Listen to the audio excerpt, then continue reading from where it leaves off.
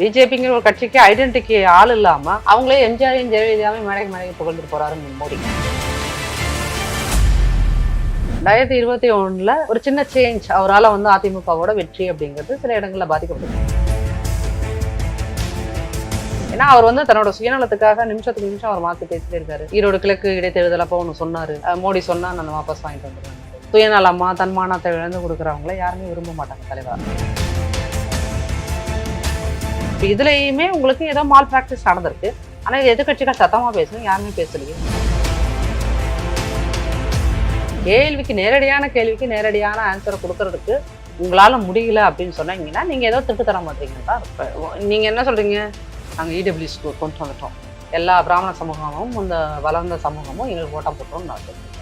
சரி, நீங்க கொண்டு வந்த இடபிள்யூஎஸ் மூலமாக இந்த 10 ஆண்டுகள்ல அரசு வேலை வாய்ப்புகள் உட்கார்ந்தவங்களுக்கு எந்த சாதிக்காரர்கள் அதிக சொத்து படைத்தவர்களாக இருக்கிறார்கள், எந்த சாதிக்காரர்கள் இந்த இடஒதுக்கீடு பயனடைந்தவர்களாக இருக்கிறார்கள், இது எல்லா டீட்டெயில்ஸுமே நீங்கள் அதுக்குள்ள கொண்டு வரணும். அப்படி கொண்டு வந்தால் இவங்க செய்கிறார்கள் இந்த மோசமான ஒரு இந்துத்துவ அரசியல், அது அத்தனையுமே அடிபட்டு போகுது.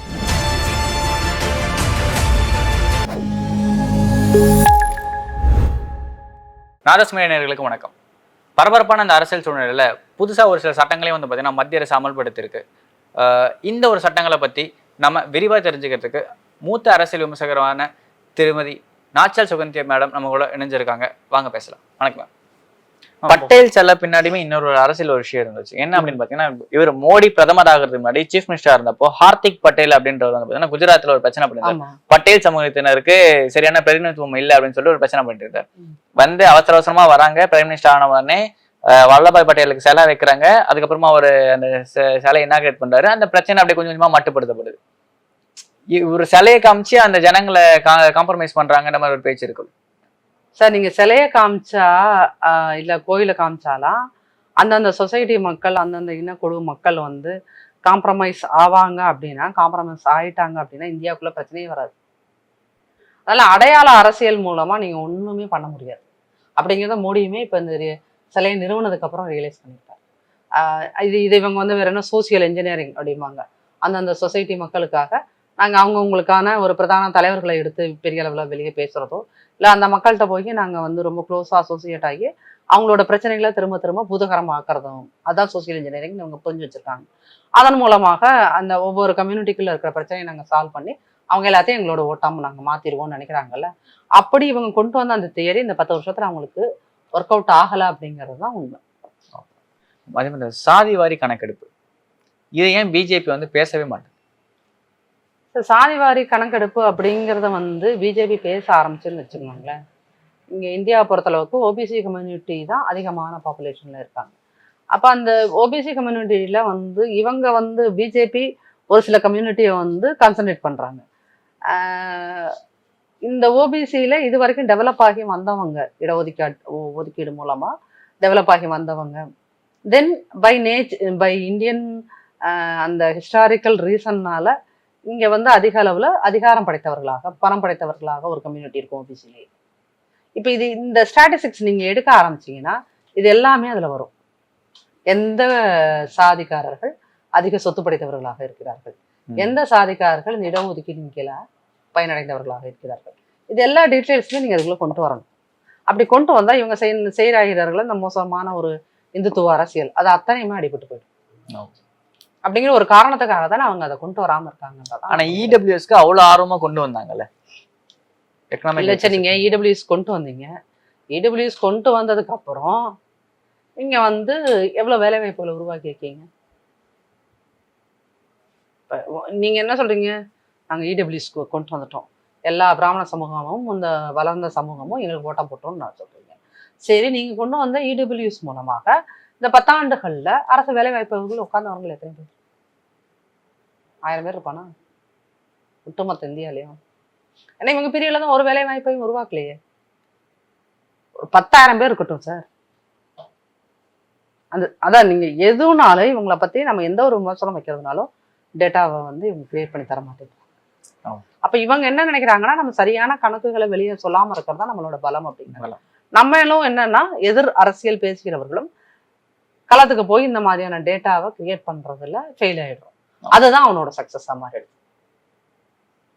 இப்போ சிஏஜியோட அறிக்கையே வந்துருந்துச்சு, அந்த அறிக்கையை ஏன் வெளியிட்டு அப்படின்னு சொல்லிட்டு அந்த ஆபீசரை மாத்திருக்காங்க. அந்த மாதிரி இந்த சின்ன சின்னதா நார்மலா நமக்கு கிடைச்சிட்டு இருந்த டேட்டாவுமே அவங்க மறுக்கிறதுக்கான ரீசன். பிஜேபி கவர்மெண்ட்ல இந்த 10 வருஷத்துல எதை பற்றியும் முழுமையான டேட்டா இல்ல ஒரு அறிக்கை, ஒரு டாக்குமெண்ட் அப்படிங்கிறது நீங்க வந்து தகவலா இருக்க காங்கிரஸ் கொண்டு வந்ததுல ஒரு மிகப்பெரிய மக்களுக்கு பயனளிக்கிற ஒரு திட்டம்னாலே இந்த தகவல் அறியும் உரிமை அவங்களுக்கு ஆப்போசிட்டா நின்ன விஷயமே அந்த ஒரு விஷயம். அதுதான். ஆனா இன்னைக்கு நீங்க அதன் பயன்படுத்தி ஒண்ணு கூட இந்த கவர்மெண்ட் கிட்ட இருந்து வாங்க முடியாது. ஒண்ணு கூட நீங்க வந்து கவர்மெண்ட் இப்போ ஃபார் எக்ஸாம்பிள் இப்போ மோடி அவர்கள் இந்திய மக்களின் வரிப்பணத்தை பயன்படுத்தி எத்தனை 1000 ரூபாய் தன்னோட ஃபாரின் டூருக்காக செலவு பண்ணார் அப்படிங்கிறதுக்கான எக்ஸாக்ட் அமௌண்ட் தெரியுமா உங்களுக்கு?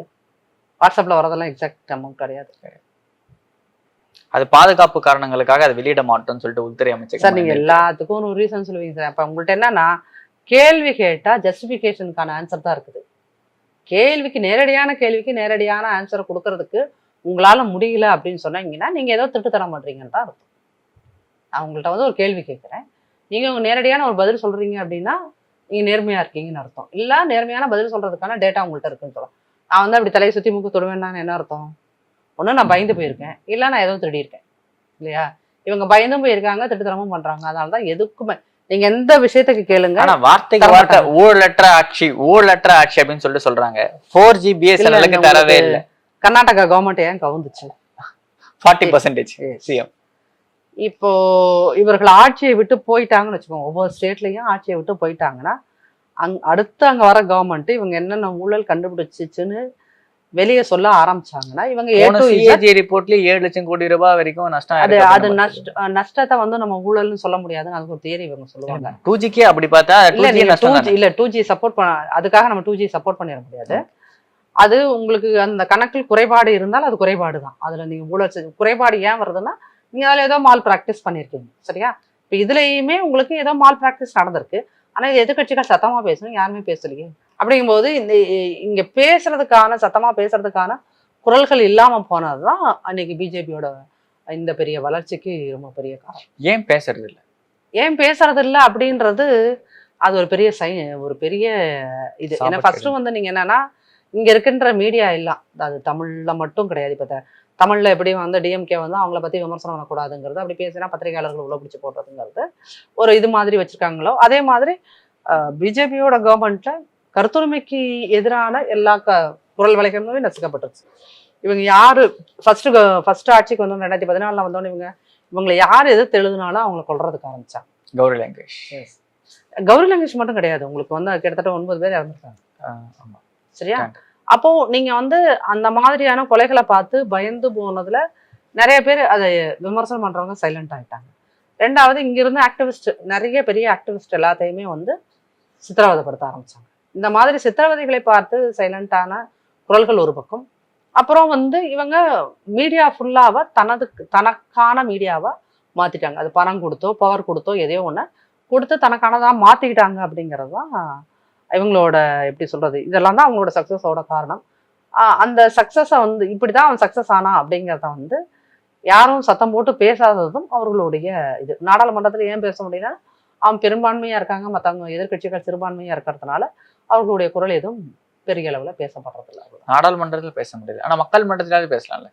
மக்கள் மன்றத்துல நாங்க எலெக்ஷன் தான் சார் பேசுவோம். இப்ப உங்க டிஎம்கேவே எல்லா நேரத்திலையும் பேசுவாங்க இல்ல? உங்களுக்கு ஜெனரலா சொல்றேன், எல்லா நேரத்திலையும் பேசிடுறாங்களா? என்ன விஷயத்த இப்ப பெருசா பேசிட்டோம்? நீங்க சொல்றீங்க பாஜக எதிர்ப்பு இது திமுக தான் பேசுதுன்னு. ஏன் திமுக பேசல சிஏஜி பத்தி? ஏன் இந்த சிஏக்கு நீங்க என்ன பண்ணிட்டு போறீங்க? அப்ப என்னன்னா எல்லாத்துக்கும் சுயநல கணக்கீடு. அந்த சுயநலம் தான் அவனோட அட்வான்டேஜா போயிடுது. இந்த தாமரை நிக்க வைக்கிறதே ஒரு சூழ்ச்சி மாதிரி தெரியலையா? அதிமுக ஓட்டு, டிடிவி ஓட்டு, ஓபிஎஸ் ஓட்டு, எல்லா ஓட்டையுமே வந்து பாஜகவோட ஓட் பேங்க்குள்ள காட்டுற இல்ல. நீங்க வந்து இந்த டிடிவிக்கு எத்தனை பர்சன்டேஜ் இருக்கு? டிடிவிக்கு 21 சட்டப்பேரவையில இருந்து ஓட் பர்சன்டேஜ் இப்ப இருக்குதா? டெஃபினட்டா இருக்காது. அது எல்லாமே டிக்ளைன் ஆயிடுச்சு. ஓபிஎஸ் இன்னைக்கு வந்து ஓபிஎஸ் கூட இருக்கிற அவங்க பசங்களையும் அவரை நம்புறாங்களான்னு தெரியல. ஏன்னா அவர் வந்து தன்னோட சுயநலத்துக்காக நிமிஷத்துக்கு நிமிஷம் அவர் மாற்றி பேசிட்டே இருக்காரு. ஈரோடு கிழக்கு இடைத்தேர்தல் அப்போ ஒன்று சொன்னாரு. என்ன சொன்னாரு? மோடி சொன்னா நான் வாபஸ் வாங்கிட்டு வந்துருவேன்னாரு. என் கட்சி போட்டியிடாதுனாரு. இந்த அளவுக்கு ஒரு சுயநலமா தன்மானத்தை இழந்து கொடுக்குறவங்கள யாருமே விரும்ப மாட்டாங்க தலைவரா. அவரு தங்கிட்ட அவர்கிட்ட நிறைய கோடிகள் சொத்து இருக்குது. அந்த சொத்தை காப்பாத்திக்கிறதுக்காக அவர் அரசியல் நிலைக்கணும் அப்படின்னு நினைக்கிறார். அவர் மக்களுக்கான அரசியல் பண்றாரா? டிடிவி மக்களுக்கான அரசியல் பண்றாரா? இல்ல இல்ல. அப்படிங்கும்போது அவருக்கு என்ன பெருசா ஓட்டு பர்சன்டேஜ் இருந்துட முடியும்? அவரோட சொசைட்டிலேயே அவரோட கம்யூனிட்டி இங்கன்னா தமிழ்நாடு பொறுத்தளவுக்கு எல்லாமே கம்யூனிட்டி பேஸ்டு ஓட்ஸ். அப்ப என்ன பெரிய உங்களுக்கு வந்து டிடிவிக்கு வந்து என்டையர் தஞ்சாவூர் பெல்ட் கல்லர்களும் டிடிவிக்கு தான் போடுவாங்களா? ராமநாதபுரம் பெல்ட் ஃபுல்லா டிடிவி தான் சப்போர்ட் பண்ணுவாங்களா? 2021 ஒரு சின்ன சேஞ்ச் அவரால் வந்து அதிமுகவோட வெற்றி அப்படிங்கிறது சில இடங்கள்ல பாதிக்கப்பட்டுச்சு. அந்த பாதிக்கப்பட்டுச்சு அப்படிங்கிற ஒரு காரணத்தையே வச்சு டிடிவி ஒரு பவர்ஃபுல் லீடர்னு சொல்ல முடியுமா? அப்ப அந்த 2 வருஷமா அவர் என்ன ஆக்டிவா பேசியிருக்காரு இந்த கவர்மெண்ட் சைட்ல? டிஎம்கே வந்ததுக்கு அப்புறம் அவர் என்ன ஆக்டிவா பேசியிருக்காரு? ஒரு அறிக்கை விடுறதோட விட்டுறாரு. ஓபிஎஸ்க்கு என்ன வாய்ஸ் இருக்கு? அவங்க என்ன சொல்றது, இவங்கெல்லாம் வந்து அதிமுகங்கிற ஒரு கட்சிக்கு துரோகம் செய்தவர்கள் அப்படின்னு ஒவ்வொரு அதிமுக தொண்டர்களும் அதை புரிஞ்சு வச்சிருக்காங்க. அதனால அவங்க எந்த சின்னத்துல நின்னாலும் அவர்கள் ஜெயிக்க மாட்டாங்க. அது தாமரையில நின்னாலும் சரி, இல்லை இவர்கள் அவங்களோட குக்கர்லேயே திருப்பி நின்னாலும் சரி, அதற்கான வாய்ப்புகள், வெற்றி வாய்ப்புகள் அப்படிங்கிறது உங்களுக்கு இந்த நாடாளுமன்ற தேர்தலை பொறுத்தளவு ஓபிஎஸ்க்கும் கிடையாது, டிடிவிக்கும் கிடையாது. இவங்களால அங்கங்க அவங்களோட சொந்தக்காரங்க ஓட்டு, இனம் ஓட்டு அப்படிங்கிறது ஒவ்வொரு தொகுதியிலையும் ஏதோ ஒரு 5000 10,000 கிடைச்சது. ஆனால் நாடாளுமன்ற தேர்தலை பொறுத்த ஒரு சட்டமன்ற தொகுதியிலேருந்து 5000 ஓட்டு வர்றது அப்படிங்கிறது ஒரு பெரிய இம்பாக்டை கிரியேட் பண்ணிடும் அப்படின்னு சொல்ல முடியும். அது நாம் தமிழர் கட்சியுமே அப்படிதான் வாங்கிச்சு. எல்லாம் ஒரு சட்டமன்றத்துக்கு ஒரு 5000 ஓட்டு 4000 ஓட்டு மினிமம் வாங்கி. இல்ல 5000 ஓட்டு எல்லா இடங்களையும் அப்படி இல்லை சார். எல்லா இடத்துலையுமே டேட்டா எல்லாம் பேசக்கூடாது. எல்லா இடத்துலையும் அப்படி அவங்க சொல்லலை.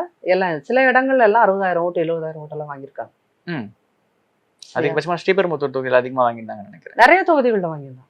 60,000க்கு மேல வாங்கியிருக்காங்க. அதனால வந்து நாம் தமிழராவது 8% ரீச் பண்ணுச்சு. பிஜேபி ரீச் 6.7.8 போன 2019 எலெக்ஷன் சொல்றீங்க. 2021 எலெக்ஷன். ஓகே. ஸோ அதை வந்து ரவுண்டா அவங்க கிட்ட வந்துருவாங்க. அப்படிங்கும்போது நீங்க வந்து பிஜேபி அந்த மாதிரி எல்லாம் நீங்க யாரு ஓபிஎஸ், டிடிவி, அப்புறம் யாரு தேவநாதன், ஏசி சண்முகம், பாரிவேந்தர் வந்து போன தடவை யாரு கூட நின்னாரு? அதிமுக நின்னாரு. சாரி டிஎம்கேவோட நின்னதுனால ஜெயிச்சிங்க. இந்த தடவை இப்போ ஒரு மாநாடு நடத்தினாரு. 1,00,000 சேர் தான் இருந்துச்சு. தொண்டர்கள் யாரும் வந்தாங்களா? இல்ல. அவங்கவுங்க சொத்தை காப்பாத்திக்க நடத்துகின்ற இந்த விஷயங்கள்ல இது இப்படித்தான் போகும். ஆனா விசிகாவோட மாநாடு வந்து பாத்தீங்கன்னா அதே இடத்துல நடந்துருந்துச்சு. ஆனா பெருசா நடந்துருச்சு. யாருமே எதிர்பார்க்காத அளவுக்கு அவ்வளவு கூட்டம் வந்துருச்சுன்னு சொல்லியிருந்தாங்க. ஆனா அப்பயுமே திமுக வேற 2 சீட்டு தான் கொடுப்பேன், அது தனி தொகுதிக்கு தான் மட்டும் கொடுப்பேன் அப்படின்றது வந்து பாத்தீங்கன்னா இன்னைக்கு அதுக்கு அவர் வந்து அதன் தலைவர் திருமா அவர்கள் ஒரு பதில சொல்லியிருக்காரு பாத்தீங்களா? அதுல அவர் என்ன சொல்லியிருக்காருன்னா 2 சீட்டு தான் கொடுத்தாங்கன்னா யாரும் விமர்சனம் பண்ணக்கூடாது. ஏன்னா திமுக 24 தொகுதிகள்ல இருந்து 22 தொகுதி அப்படின்னு அவங்க சின்னத்துல போட்டிடுறாங்கன்னா அவங்க 2 சின்னத்தை இழந்திருக்காங்க. நாங்கள் எங்களுடைய பானை சின்னம் கொடுத்தா எங்களுடைய சின்னத்துல நிக்க போறோம். அதனால நாங்க 2 இடத்துல ஸ்ட்ராங்கா இருக்கோம். அதனால நாங்க வளர்றோம். தென் காங்கிரஸ் வந்து ஒரு காலத்தில் 30 இடங்கள்ல எல்லாம் நின்னவங்க இன்னைக்கு வெறும் 10 இடத்த பார்கெயின் பண்ணி வாங்கிட்டு போறாங்க அப்படின்னா அவங்க டிக்ளைன் ஆயிருக்காங்க. நாங்கள் வளர்கிறோம். அதனால எங்களை 2 சீட்ல யாரும் விமர்சனம் பண்ணாதீங்கன்னு அவர் ஒரு பதில சொல்லியிருக்காரு. அதுக்கு ஏற்புடைய தேரியா அப்படிங்கிறது தெரியல. பட் அவங்க அதை நம்புறாங்க. எங்களுக்கு 2 சீட்டு கொடுத்தாலும் நாங்க வந்து எலக்டோரல் பாலிடிக்ஸ்ல நாங்கள் ஒரு சக்ஸஸ்ஃபுல்லான இடத்துக்கு தான் போயிட்டு இருக்கோம், முன்னோக்கி தான் நாங்கள் நகர்ந்துட்டு இருக்கோம் அப்படின்னு. பட் எலக்டோரல் பாலிடிக்ஸ்ல 2 சீட்டு வாங்குறது பிசிகேங்கிற ஒரு கட்சிக்கு அது கட்சியாக அவர்களுக்கு அவங்க வளர்ச்சி பெற்றுட்டாங்க. பட் அவங்கள நம்பி ஓட்டு போட்ட பட்டியலின மக்களுக்கான உரிமைகளை மீட்டு தருவது ஒரு சோசியல் எம்பவர்மெண்ட்ல விசிகே என்ன செஞ்சுச்சு அப்படிங்கிறது ஒரு பெரிய கேள்வி. ஏன்னா போன வாட்டி வந்து பாத்தீங்கன்னா ஒரே ஒரு தொகுதியில தான் பானை சின்னத்தில் நின்றாங்க. விழுப்புரத்துல நின்னவர் ரவிக்குமார் வந்து பாத்தீங்கன்னா டிஎம்கேவோட பேனர்ல தான் நின்றார். அப்போ இப்ப 2 நிக்கிறது அது பெரிய சக்சஸ் அப்படின்னு அவர் சொல்றாரு. எலக்டோரல் பாலிடிக்ஸ்ல எனக்கு இது மிகப்பெரிய சக்சஸ் அப்படிங்கிறாரு. ஓகே. ஆனா அப்படி பார்த்தா 2 எம்பி ஜெயிச்சிட்டாரு அப்படின்னா அவருக்கு ரெஜிஸ்டர்டு பார்ட்டி கிடைச்சிடும். ஆல்மோஸ்ட் ரெகனைஸ்டு பார்ட்டிக்காகத்தான் எல்லாருமே இப்போ அவரும் சரி வைக்கவும் சரி நான் ஏன் எங்க சின்னத்தில் நிற்போம் அப்படின்னா எல்லாருமே வந்து அந்த அங்கீகரிக்கப்பட்ட கட்சிங்கிற அடையாளத்துக்காக. அதே மாதிரி தெலுங்கானால 10 இடத்துல நிக்க போறேன், எல்லாமே அந்த அவங்களோட சின்னத்தை பெறுவதற்காகவும் நாங்க அங்கீகரிக்கப்பட்ட கட்சியின் மாறதுக்காக. ஓகே. இப்போ நாம் தமிழர் கட்சியோட போக்கு வந்து பாத்தீங்கன்னா பாஜகவோட பி டீம் மாதிரி இருக்கு அப்படின்ற ஒரு பேச்சு தான் பாத்தீங்கன்னா பரவலா இருக்கு. அதை எப்படி பாக்குறீங்க? அது நாம் தமிழர் கட்சிய பாஜக பி டீம், கமலஹாசன் கட்சி ஆரம்பிச்சா அவரை பாஜக பி டீம், இப்ப விஜய கட்சி ஆரம்பிச்சாரு, அவரு பாஜக பி டீம். அப்புறம் யாரை சொல்லல இன்னும் நீங்கலாம்? இல்ல என்ன அப்படின்னா அங்க இந்திய தேசியம் எப்படி பாரத் மாதா கி ஜெயின்னு பேசுறாங்க, அதே மாதிரி வந்து தமிழ் தேசியம்ன்ற ஒரு விஷயம் பேசுறாரு. ஏங்க தமிழ் தேசியம்ங்கிற ஒரு சித்தாந்தத்தை மோடிங்கிற ஆள வந்ததுக்கு அப்புறம் தான் தமிழ் தேசியர் பேசுறாங்களா? அதுக்கு முன்னாடில இருந்து இருக்கு. ஆனா அந்த சிமிலாரிட்டிஸ்ன்றது ஜாஸ்தியா இருக்குன்றதான். இல்ல பாரதிய ஜனதாவுக்கும் தமிழ் தேசியம் பேசுறவனுக்கு என்ன சிமிலாரிட்டிஸ் இருக்கு? அவங்க மாதிரி இந்து முஸ்லிம்ஸ் வேற்றுமை பேசிட்டு இருக்காங்களா? இல்ல இப்ப சீமான் ஒரு சில இடத்துல பேசியிருந்த விஷயமே அப்படிதான் பேசியிருந்தாரு. எங்கேயாவது முஸ்லிம்களை எரித்துக் கொள்ளுங்கள், முஸ்லிம்களை அப்படி பண்ணுங்க அப்படின்னு மோடி மாதிரியோ அம்சா மாதிரியோ எங்கேயாவது பேசிருக்காங்க. அந்த மாதிரி எல்லாம் வைக்கிற அப்புறம் ஏன் வந்து அப்படி ஒரு திட்டமிட்டு ஒரு தியரியை உருவாக்குறீங்கன்னு கேட்க. இல்ல அந்த மாதிரி தமிழ் தேசியத்தையும் இல்ல என்ன அடிப்படையில நீங்க தமிழ் தேசியத்தையும் வந்து பிஜேபியோட இந்துத்துவ சித்தாந்தத்தையும் ஒரே தட்டில் வைக்கின்ற அந்த கண்ணோட்டமே என்ன அப்படின்னா, இவரு எல்முருகன் வேல் யாத்திரை போறாரு, சீமானும் வேல் யாத்திரை போறாரு. எல்முருகன் ஃபர்ஸ்ட் போனாரா சீமான் ஃபர்ஸ்ட் போனாரா? எல்முருகன் ஃபர்ஸ்ட் போனாரு, அதுக்கப்புறமா தான் சீமான் போறாரு. எல்முருகன் போனாரு அப்படின்னா எல்முருகன் இங்க தமிழ்நாட்டுல பிஜேபி தான் ஸ்டாண்ட் பண்றதுக்கான எத்தனையோ வேல்களை தூக்குறாங்க, என்னென்னமோ தேரியும் கொண்டு வராங்க. சரிங்களா? என்னென்னமோ அடையாள அரசியல கொண்டு வராங்க. இப்ப தமிழர்களுக்கான கடவுள் அப்படின்னு சொல்லிட்டு சீமான் தான் வந்து முருகனை சொன்னாரா?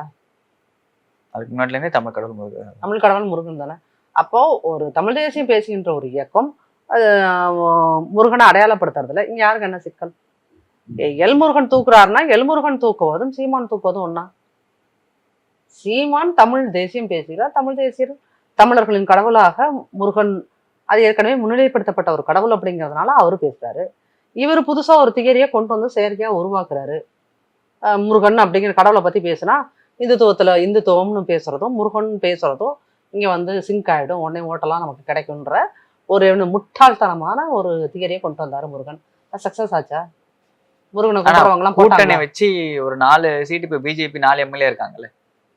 கூட்டணி வச்சு ஏன் சார் இன்ன வரைக்குமே பிஜேபிங்கிற ஒரு கட்சிக்கு ஐடென்டிட்டி ஆள் இல்லாம அவங்களே எம்ஜிஆரையும் ஜெயலலிதாவையும் மேடைக்கு புகழ்ந்துட்டு போறாரு மோடி. சரிங்களா? அப்ப அவங்களுக்குன்னு இந்த தமிழ்நாட்டுல எந்த ஒரு அடையாளமுமே இல்லை. அந்த அடையாளம் இல்லாதவர்களை முதல் முறையாக எம்பி ஆக்கியதோ எம்எல்ஏ ஆக்கியதோ கருணாநிதி. சரிங்களா? ஜெயலலிதா உயிரோடு இருந்தவரை அது நடக்கல. சரிங்களா? அந்த மாதிரியான ஒரு விஷயத்த அவங்க செய்யவே இல்லை. நீங்க என்னைக்கு வந்து ஜெயலலிதா மறைந்தாரோ, ஜெயலலிதா மறைந்ததுக்கு பிறகு அதிமுகங்கிற கட்சியை 2ஆக பிளக்க வச்சு 3ஆக பிளக்க வச்சு நீங்க அதுக்கப்புறம் வந்து ஏதோ ஒரு அச்சுறுத்தத்தின் பேரில் பலவித விஷயங்களை பண்ணி உங்களோட கூட்டணியில சேர்த்துக்கிட்டீங்க. கூட்டணியில சேர்த்ததுனால கிடைத்த அந்த கூட்டணிக்கு மக்கள் கொடுத்த என்ன சொல்றது, அது ரொம்ப கொச்சையா சொல்றதுன்னா இந்த மக்கள் போனா போகுது பொழைச்சிட்டு போ அப்படின்னு போட்ட ஒரு விஷயம்தான். சரிங்களா? அதுக்காக இங்க பிஜேபி வளர்ந்துருச்சுன்னு கிடையாது. இப்போ வந்து இப்போ இவர் வந்து நான் ஜன்னலை திறந்து வச்சிருக்கேன், கதவை திறந்து வச்சிருக்கேன், வாங்கன்னு சொன்னார்ல, கூட்டணிக்கு யாராவது வந்தாங்களா? வரல. அப்போ இப்போ தெரியும்ல பிஜேபி எத்தனை ஓட்டு சதவீதம் தமிழ்நாட்டில் ஸ்ட்ரென்த் இருக்கு. அதிமுக அது நீங்க அதிமுக ஜெயிச்சாலும் சரி ஜெயிக்காட்டாலும் சரி அவங்களுக்குன்னு இருக்கிற ஓட் அந்த ஒரு 37-38% கிட்டத்தட்ட 40% அவங்க ஆட்சியில் உட்காந்தாலும் சரி உட்காட்டாலும் சரி அந்த ஒரு மினிமம் பர்சன்டேஜ் அவங்களுக்கு கிடைச்சிக்கிட்டு தான் இருக்கும். அப்போ இப்போ வந்து இங்க இருந்து இந்த புதிய தலைவர் மாதிரியான தொலைக்காட்சிகள் திட்டமிட்டு ஒரு விஷயத்த ஒரு நேரட்டிவ் செட் பண்றாங்க. என்ன அப்படின்னா தமிழ்நாட்டுல இந்த பக்கம் டிஎம்கே, இந்த பக்கம் பிஜேபி வளர்ந்து வருகிறது, 2 இலக்கத்தில் வெற்றி பெற்று விட்டுரும் இப்படின்லாம். இது என்ன அப்படின்னா இங்க இருக்கின்ற சுயநலவாதிகள் அவங்களோட சுயநலத்துக்கு ஏற்ற மாதிரியான ஒரு நேரட்டிவை செட் பண்றாங்க. பட் அது எலெக்ஷன் ரிசல்ட் வந்தோன்னு தெரியத்தானே போது. நீங்க டபுள் டிஜிட்ல வாங்கினீங்களா, நோட்டாவுக்கு கீழே வாங்கினீங்களான்றதெல்லாம் அப்போ வந்து தெரியும் இல்லையா? ஏன் அந்த சீமானுக்கான விஷயம் ஏன் அப்படின்னு சொல்லிட்டு தான் அப்படின்னு பார்த்தீங்கன்னா, காமனா பிஜேபி திட்டத்தும் டிராவிடன் மாடலாக தான் இருக்கு, சீமான் திட்டத்தும் டிராவிடன் மாடலாக தான் இருக்கு. அதே மாதிரி வந்து இப்போ ரீசெண்டாக அந்த சின்ன முடக்கப்பட்ட விஷயத்துல வந்து பார்த்தீங்கன்னா சீமான் ஒரு கோபமா ஒரு விஷயம் சொல்லியிருந்தார். இந்த எலெக்ஷன் முடிட்டோம், நான் தாமரை சின்னத்தை முடக்கிறோன்னா இல்லையா பாருங்க அப்படின்ற மாதிரி பேசியிருந்தார். அதுக்கே எலெக்ஷன் வரைக்கும் வெயிட் பண்ணணும், எலெக்ஷன் அனௌன்ஸ் பண்ணவே இல்லை, இப்போவே போட்டு முடக்கலாமே சார். ஒரு ப்ராக்டிகலி ஸ்பீக்கிங் ஒரு அங்கீகரிக்கப்பட்ட ஒரு தேசிய கட்சியோட சின்னத்தை நீங்க வந்து முடக்கிறது அப்படிங்கிறதெல்லாம் அது அவ்வளோ ஈஸியான விஷயம் கிடையாது. அவருடைய சின்னம் முடக்கப்பட்டுச்சு, அந்த கோவத்துல அவர் வந்து நிறைய விஷயங்களை லூஸ் டாக் விடுவார். அப்படி ஒரு பேசப்பட்ட ஒரு விஷயம் தானே இது ஒழிய அது வந்து சாத்தியம் இல்லாதது அப்படிங்கிறது அவருக்கு சாத்தியம் இல்லாதது. ஓகே, அதுக்கு நான் எலெக்ஷன் இப்போ சும்மா தான் பேசுறாருன்னு வச்சுக்கிட்டா கூட இப்பவே நான் பண்றேன்றதை தான் சொல்லாம எலெக்ஷன் முடிஞ்ச வரைக்கும் பண்ணுவேன் அப்படின்றதுக்கு எலெக்ஷனுக்கு நான் பிஜேபிக்கு சப்போர்ட் பண்றேன் மறைமுகமான்ற மாதிரி ஒரு அது நீங்கெல்லாம் செட் பண்ற நேரட்டிவ்ஸ். நீங்கெல்லாம் உங்களை மாதிரியான நிறைய யூடியூப் சேனல் வந்து சீமான் வந்து பிஜேபிக்கு சப்போர்ட்டர் அப்படின்னு சொன்னா, நீங்க அந்த கட்சி உருவான இந்த 12 வருஷத்துல திமுக அப்படியே தான் ஒரு நேரட்டிவை திமுக ஐடி விங் வந்து அதை பர்பஸா பண்ணிக்கிட்டே தான் இருக்காங்க. If they are really associated with BJP அப்படின்னா அது எக்ஸ்போஸ் ஆயிருப்பாங்க சார் இவ்வளவு வருஷத்துல. சீமான் வந்து இது வரைக்கும் இப்போ சபரீசன் அவர்கள் மோகன் பகவத்தை மீட் பண்ணதுக்கான போட்டோகிராஃப்ஸ்லாம் இருக்கு சரிங்களா. சீமான் மோகன் பகவத்தை மீட் பண்ணாரு, அமித்ஷாவை மீட் பண்ணாரு, அண்ணாமலையோ எங்கேயோ ஒரு ஃபங்க்ஷன்லயோ டெத் வீட்லயோ பார்த்து. அதை தாண்டி அஃபீஷியல் மீட்டிங் இவங்களோட சோவோட நடந்துச்சு பிஜேபி லீடர்ஸ்ல அப்படின்னு நீங்க ஏதாவது காட்ட முடியுமா? நீங்க இல்ல ஆஸ்கிங் ஜெனரலா இந்த தியரி இந்த நேரேட்டிவை செட் பண்றாங்கல்ல அவங்க பிஜேபியில ஐ மீன் திமுகல இருக்கிறவங்க இன்னுமே ஆர்எஸ்எஸ் ஓட தொடர்பில் இருக்கிறார்கள், ஆர்எஸ் காரர்களோட தொடர்பில் இருக்கிறார்கள், பிஜேபி காரங்களோட தொடர்புல இருக்காங்க. ஆனா நாம் தமிழரோடு தொடர்புடைய எந்த ஒரு லீடரா இருந்தாலும் சரி அவங்க வந்து பிஜேபியோட இங்க மாநிலத்துல இருக்கிறவங்கள்ட்டையாவது ஏதோ ஒரு வகையில தொடர்பு இருக்காங்க. அட்லீஸ்ட் நீங்க எல்லாத்தோட போனையும் தான் ரெக்கார்ட் பண்ணுது கவர்மெண்ட். இன்னும் உங்களுக்கான ஒரு இது இப்படி ஆச்சு.